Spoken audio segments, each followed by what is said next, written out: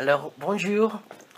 Aujourd'hui, je veux parler d'un sujet très commun et très récurrent en France.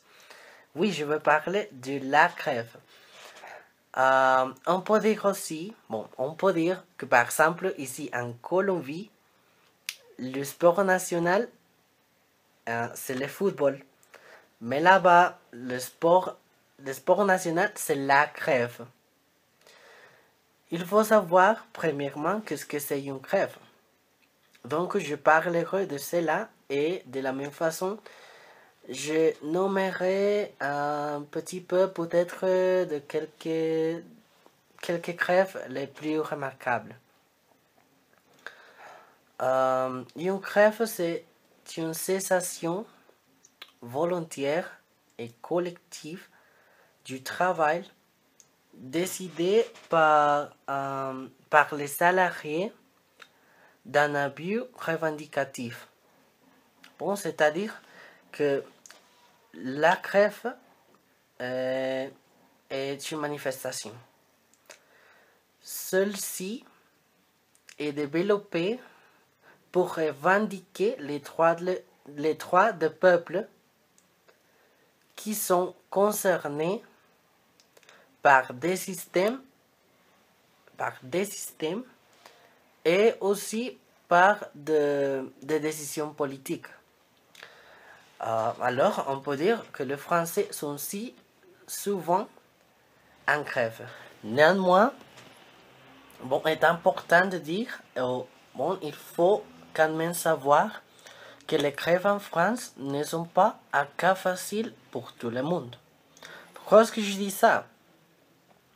Parce que, par exemple, les moyens de transport et les classes aux écoles sont stoppées à cause de même.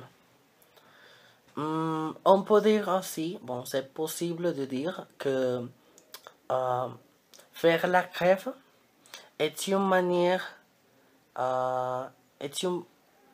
manière facile d'obtenir quelque chose rapidement. Car le peuple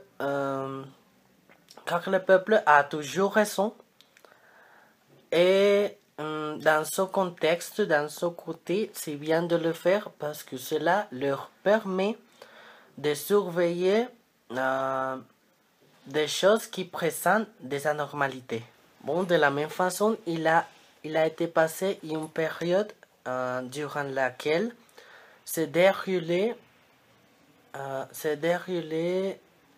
une série d'événements constitués de grèves générales et sauvages, ainsi que des manifestations survenues en France entre mai et juin 1968.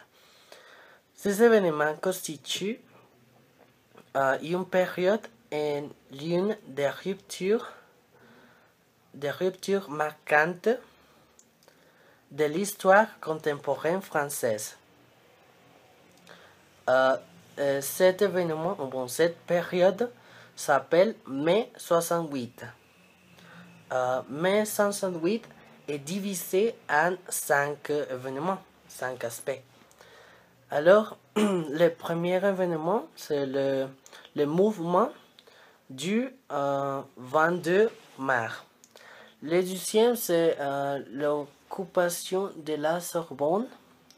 Le troisième, c'est la grève générale. Le quatrième, c'est la signature des accords de Grenelle.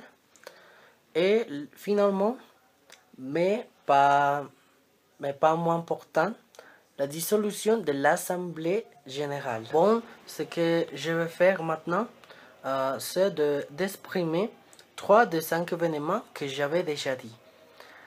Alors, le premier, c'est le mouvement du 22 mars. Et c'est un mouvement que pour moi, c'est très intéressant. Alors, il a été créé par Daniel Cohn-Bendit en réponse à l'arrestation d'étudiants lors d'une manifestation contre la guerre du Vietnam. La deuxième, c'est la grève générale. Alors, la crise étudiante s'atteint rapidement à autres catégories de la population et gagne parmi les entreprises qui structurent la société, l'entreprise et les usines. Et finalement, les accords de Grenelle. Bon, ils sont conclus le 27 mai 1968 à l'hôtel du Châtelet et également ils aboutissent essentiellement à une augmentation de 35% du salaire minimum interprofessionnel garanti et de 10% en moyenne des salaires réels. Et bon, c'est tout. J'espère que cette information vous aide un petit peu et je vous regarderai à la prochaine fois. À bientôt.